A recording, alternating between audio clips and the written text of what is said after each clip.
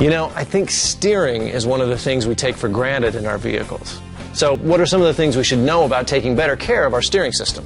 Well, I like to think of steering in two areas. First, the power assist, and second, the actual parts that steer the vehicle. I bet most people under 40 have never driven a car or truck without power steering. How true. Most vehicles today have a hydraulic power steering pump that provides boost to help you steer. The pump is usually driven by the serpentine belt, but some newer vehicles have an electric pump. Don't some vehicles even have an electric motor that directly powers the steering? You got it. Now, the important thing to keep in mind is that these pumps and motors will eventually wear out, and the hoses will start to leak.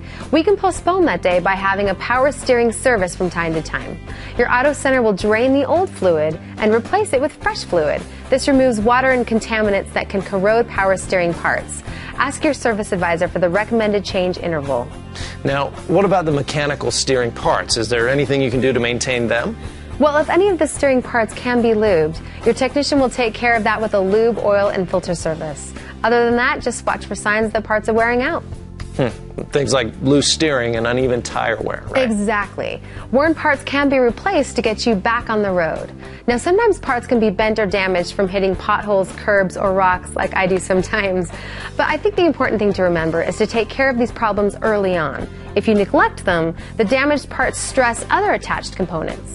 Kind of starts a chain reaction of damage. Exactly. Steering maintenance is pretty straightforward. Replace power steering fluid as recommended, fix worn or damaged parts right away. That'll save you money in the long run.